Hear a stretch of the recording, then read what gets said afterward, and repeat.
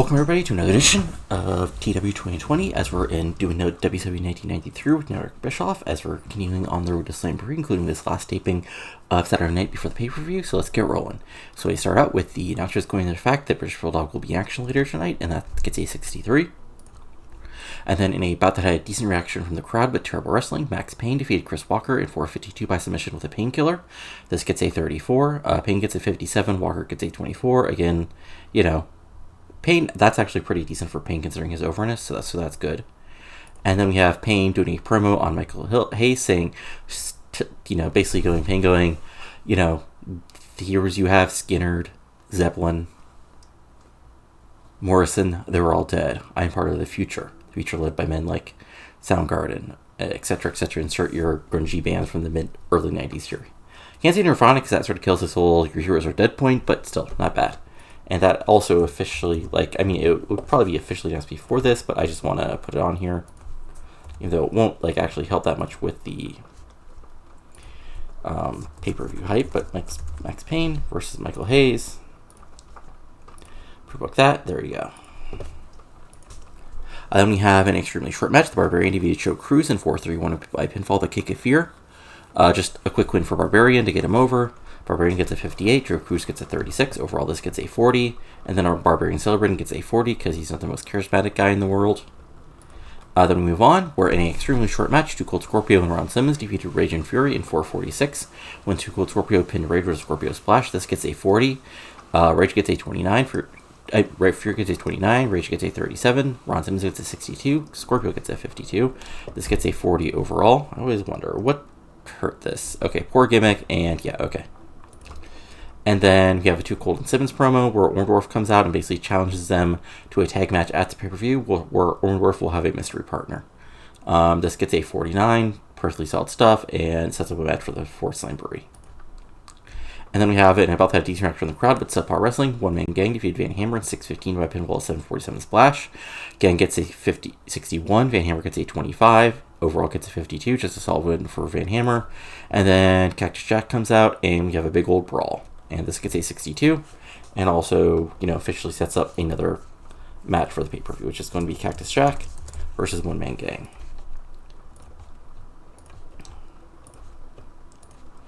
Then we have an about that decent action from the crowd, but terrible wrestling. Bagwell defeated Mags in 4:46 by pinfall with diving clothesline. This gets a 14, because unfortunately neither guy is actually over enough. Bagwell's getting there, slowly. Bagwell gets a 36, Mags gets a 37, and yeah, they get the no interest. Stuff happens. What can you do? And then Bagwell Celebrating gets a 51. Which means he probably just needs to be a little bit more over to be able to have squash matches, but, still need to get him there. Then we have a Flamingo in with his new best buddy, Vinny Vegas. They basically go over the fact, they have, shared goals here in WCW to be part of a new generation, and then it's going to start with Vinny Vegas as TV champion, showing all these old men and losers that the future looks like Vinny Vegas and Scotty Flamingo. This gets a 55. Then we have a Jacques Rougeau video, still going over, he's a Quebec nationalist. He wants a future for Quebec only, and he'll defeat anybody who stands in his path. This gets a 53. Then we have anybody that decent from the crowd, but terrible wrestling. That's mean. Dustin Rhode defeated Robbie V in 9:43 by pinfall Running Bulldog. This gets a 42, which is probably a little worse than I expected. Rhodes gets a 52. Robbie V gets a 24.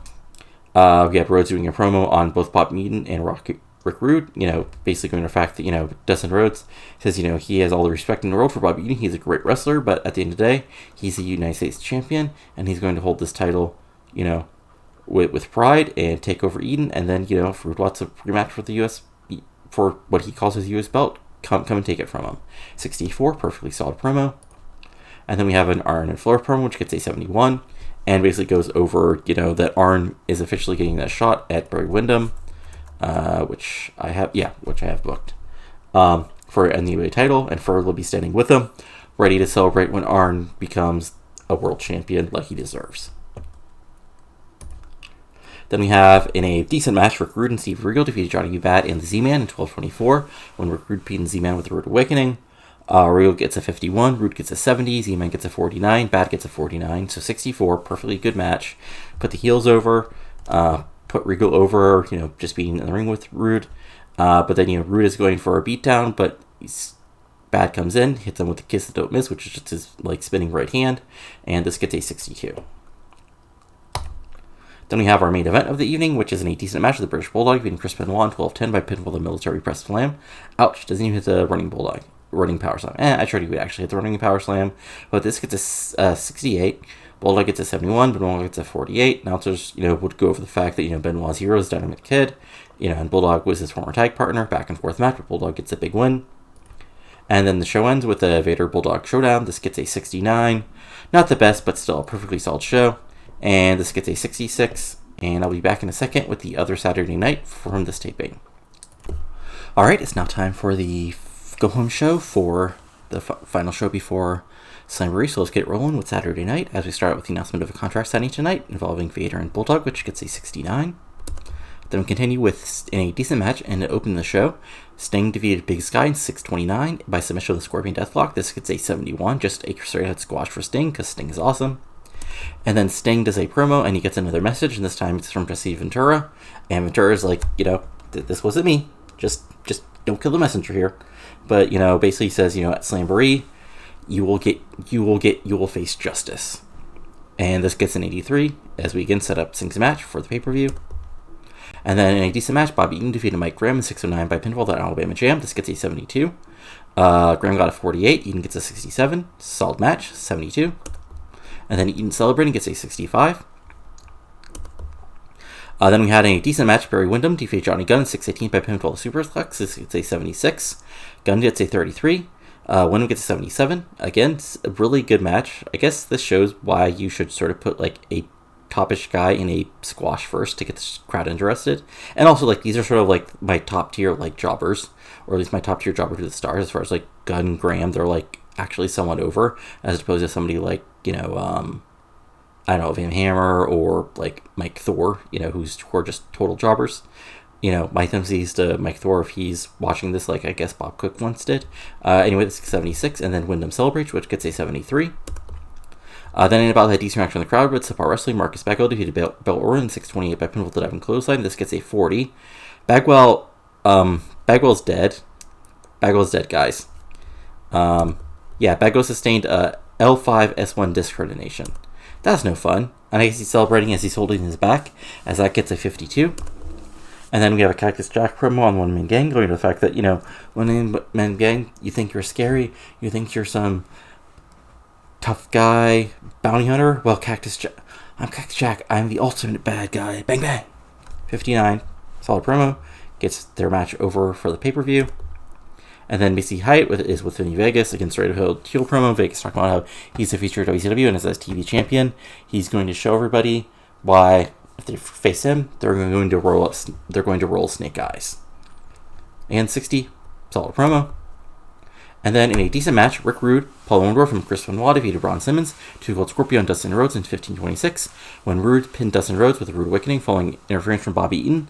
So overall this gets a 68, Rhodes gets a 52, Two Gold Scorpio gets a 52, Braun Simmons gets a 61, Chris Benoit gets a 49, Paul Orndorff gets a 55, and Rick Rude gets a 71. Just a back and forth 6-man match, and the heel celebrating afterwards, Rude and Eaton pointing at Dustin's US title gets a 72. Then we have, the big contract signing. This gets a 72. Basically, Vader, says basically, Bulldog, you're lucky. And then luck ends. Bulldog, puts it over. He's been proud to be world champion for even this short amount of time. But, he's sure that it'll continue because he showed that Vader can be beat. And in Slamboree, he'll show it once again. And we almost have a brawl, but Ventura stands, between them. Says he, would love to have a fight. But, that's for Slamboree, not now. And then, in about a great heat and good wrestling, Arn Anderson defeated Brad Armstrong in 12:56 by pinfall to DDT. This gets a 70. Arn gets a 79. Brad gets a 63. Again, actually putting my good workers on TV helps with the ratings. Who knew? But unfortunately, I have to build up guys like Bad, Regal, and Off, Cactus, and such in the ring without, actually totally screwing them over. But when it comes in, drops Arn with a DDT as we have more build to that match, which gets a 77. And then in our main event, in about that great heat and good wrestling, Ricky Steamboat defeated Steve Austin in 1946 by a pinfall, a diving crossbody. And, this is just your back and forth awesome Steamboat Austin match. And in the end, Steamboat is able to hit the big crossbody and get the pinfall win out of nowhere. And then afterwards, yes, I know. This gets a brawl, so this gets 67. And overall, the show itself gets a 76. So, gained popularity in 9 regions, as part of the final show before Slamboree. So let's see if there's any interesting mail. Then the next thing will be the actual pay-per-view, because honestly, I've decided it's not worth it for you guys to see the Power Hours like live, because nothing of interest happens on them really. Like, they're just squash matches for the people who like are slightly. But I do think it's hilarious. This is like what the AI rolled for their next big show, which involves a Britt Razor, Hulk Perfect, and Sean Duggan cage match for the IC. So this is hilarious to me that this is the name that they got. Anyway, on to the actual mail. Bagwell's, yeah, I know, he was injured. Flair thinks Scotty Flamingo talks well. That's interesting. And then if we look at medical, yeah, Bagwell is, okay, so he's basically hurt for the next 2 months or so. Not the end of the world. But yeah, I'll be back in just a second with the actual pay-per-view of Slamboree. So let's get rolling with that. Alright, folks, it's time for WCW Slamboree 1993. Not a Legends reunion, because it's way too complicated to get all these people on the show, and plus they wouldn't be over anyway. But anyway, we're live from the Omni, which draws a lot better than it did in real life, but hey, what can you do? So we start with an opening video involving, Sting's mystery opponent, the British Bulldog's defense, and Arn Anderson getting a shot at the NWA title. This gets a 75. Then we go to our opening, which is going to be Rick Rude doing an in-ring, going after Dustin Rhodes once again, saying, he's the uncrowned United States Heavyweight Champion. Then we go off to the actual match here, which is going to be in about a good heat and decent wrestling. Rick Rude defeated Johnny B. Bad in 10:54 by pinfall, the Rude Awakening. This gets a 66. Rude gets a 71. Johnny B. Bad gets a 46. Not bad. Just a straightforward win for Rude. And then Rude Celebrating gets a 68. Next up, we have about that decent reaction from the crowd with subpar wrestling. Vinny Vegas, Scotty Flamingo, and Steven Regal defeated Brad Armstrong, Z-Man, and Marcus Bagwell in 13:01 when Vinny Vegas pinned Z-Man. It says he used ropes for leverage, but he walloped him with the TV title. Regal gets a 50, Flamingo gets a 33, Vegas gets a 54, Marcus Bagwell gets a 40 because he's injured, Z-Man gets a 49, and Armstrong gets a 59. Gets all match, just gets some mid-carders on the show, and gives, pushes the Vegas as TV champ narrative with his new buddy Flamingo. And the heel celebrating afterwards also gets a 55. Then we had about that good heat and decent wrestling. Max Payne defeated Michael Hayes in 11:17 by a submission with a painkiller.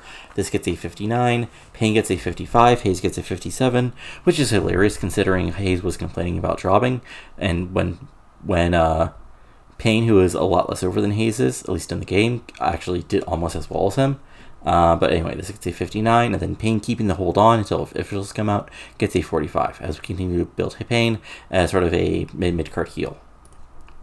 Then we had a decent match, which I did as a brawl. Cactus Jack defeated one-man gang in 11:33 by pin for the double arm DDT. So yeah, this is just back and forth, but Jack is Cactus Jack, so he gets the big pinfall after the Bounty Hunter one-man gang in the end. Cactus Jack get a 56, one-man gang had a 57, 63 overall, solid match. One-man gang was tiring near the end, because of course he would be. And then Cactus Celebrating gets a 57.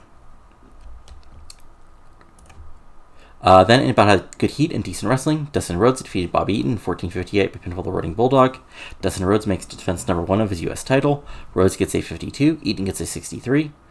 Just a straightforward, back and forth solid wrestling match, but Rhodes is Rhodes, so he gets a big pinfall victory after making the babyface comeback, and overall, like I said, this match gets a 64. And then Rhodes celebrating afterwards, but Rude comes out and points at the title, gets a 72. Then in an exceptional match, Barry Windham, which, okay, so before I keep on forgetting the alliance titles have to be grabbed in the AM time of the game, so I forgot to grab it, but since Windham was going over, that didn't really matter. So in an exceptional match, Barry Windham defeated Arn Anderson in 2009 by pinfall of Superplex. So yeah, this would probably be a very good match, including a big old Superplex and things, as Windham wins clean right in the middle. Arn gets an 83, Barry Windham gets a 77, and then we have a Flair Windham confrontation where Flair comes out, points out the title. Windham says, your best friend couldn't get this done. You're not get this done either, Flair. This is my time now. It's time for the lone wolf. So this gets an 85. Really good. Flair's awesome. And yeah, Flair's basically back in the ring starting, well, basically pretty soon. His official return will be Clash of the Champions because that's a good way to, like, in theory, get some ratings. But he's, like, basically cleared now. Then we go to our semifinal match, which is in a good match. Well, actually, no, it's third from the top. In a good match, Hollywood Blondes defeat Steamboat Douglas in a cage match in 1448 when Steve Austin, what says submitted? Okay, I should have made this a pinfall. Basically, does something off the cage, cheats to win, chain, title, and Austin is able to pin Douglas for the Blondes to keep the titles. Douglas gets a 46, Steamboat gets an 83, Pillman gets a 77, and Austin gets a 66. Overall, this gets an 80. And the Blonde celebrating afterwards gets a 74. And then Sting comes out. He says, he's sick and tired. And, then you hear like some sort of like clip saying of some man saying justice is incoming, viciousness is.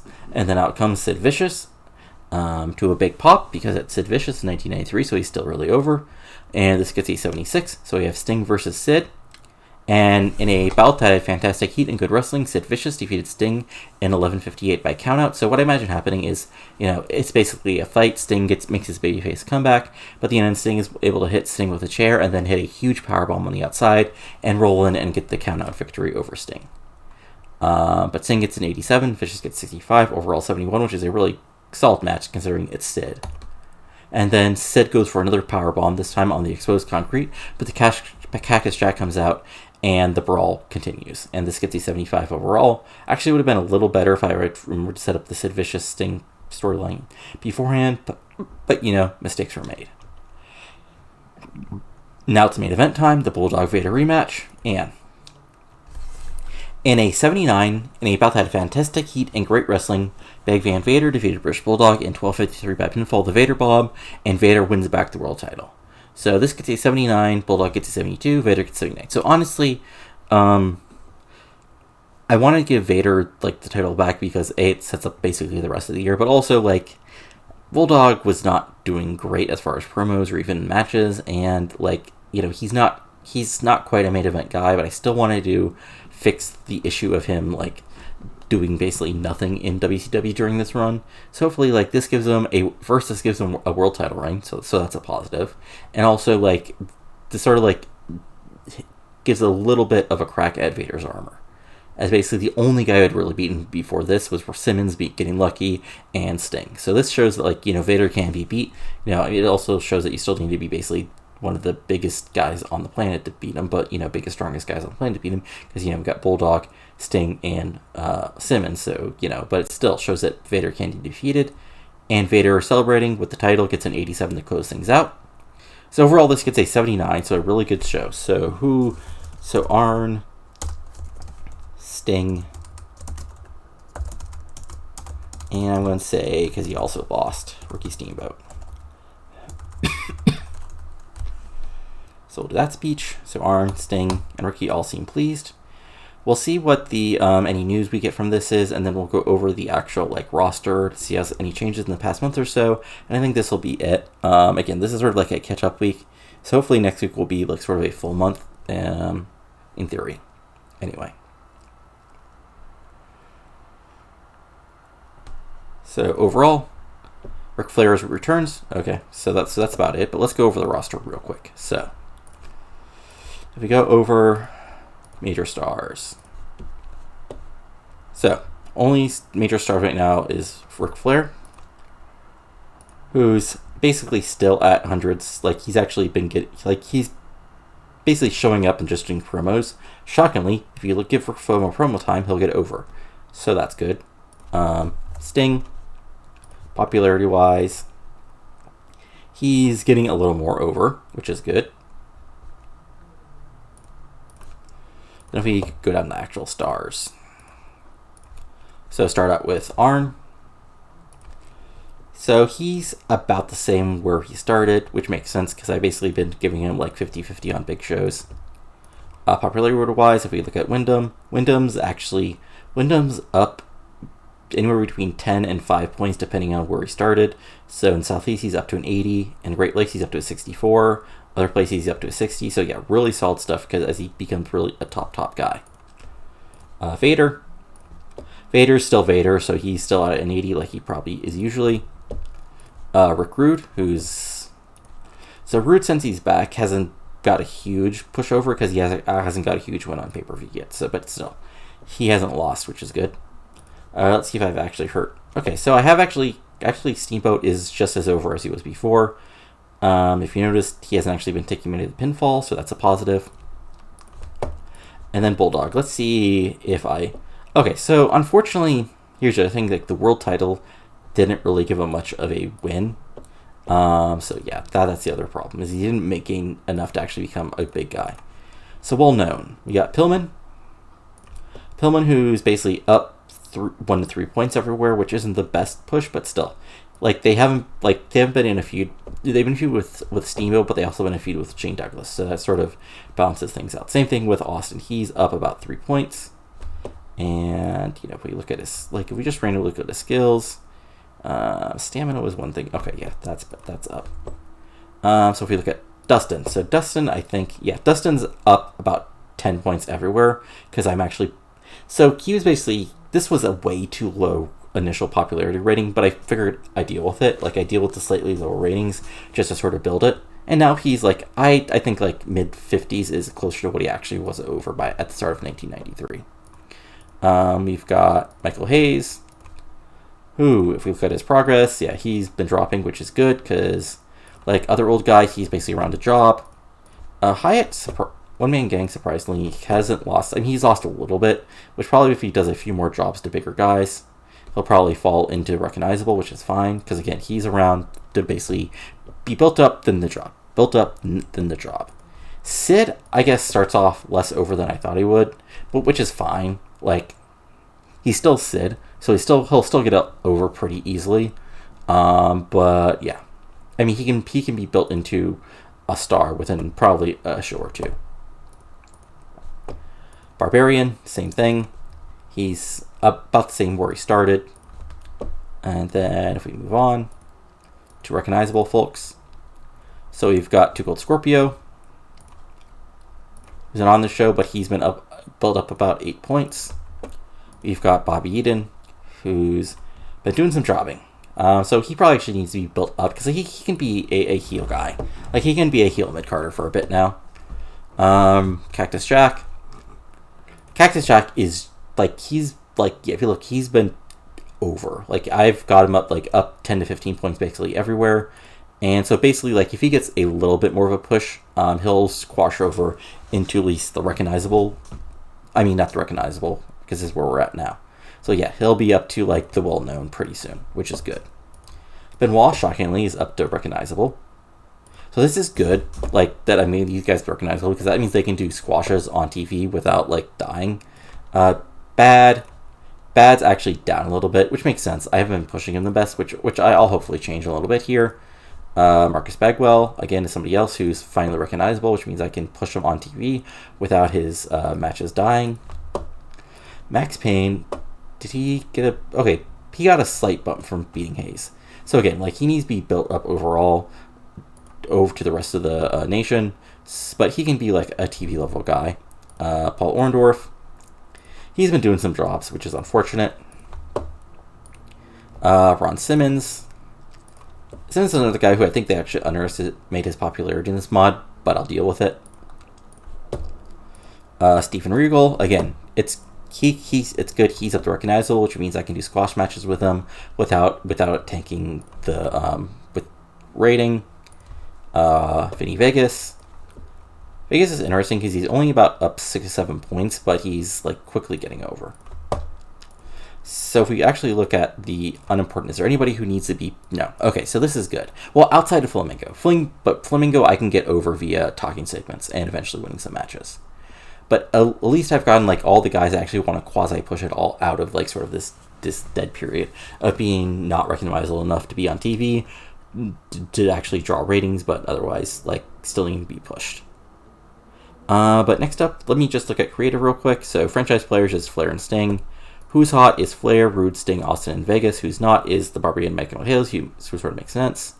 Ring generals is Flair, Sting, Arn, Ricky, and Eaton. Showstoppers is Sting, Steamboat, Flair, Pillman, and Rude. Talk to Talk is Flair, Ventura, Dusty, Rude, and Sting. Hot Prospects is Austin, Dustin, Robbie V, Bagwell, and Flamingo. And Next Big Things is Dustin, Austin, Robbie V, and Flamingo. So there we go. Then storylines wise, again, we've got the tag title feud, which is basically over, which is at an 80. We've got Dustin versus Eaton and Rhode, which is at a 69. Flair, Windham, and Arn, which is at 76. Rock and Roll, which is at 56. Sting, Vader, Bulldog, which is at 79, which Sting should be moved over to Sid. And the TV title is at a 63. So not the greatest thing ever, but not the worst thing ever. But that's actually it for now, because, this is the end of the month. But so next show will be, one of the more longer, where I think we'll probably go all the way to Bash at the Beach, possibly, or maybe at least through June. But regardless, this is it for now. So if you enjoyed this, go to give it a like, comment below on you're enjoying and not enjoying, and subscribe to the channel for lots of TEW 2020 content, including this, my series on WCW 2001, now in 2003, and lots of other fun stuff. But that's it for now, so talk to you later, and adios.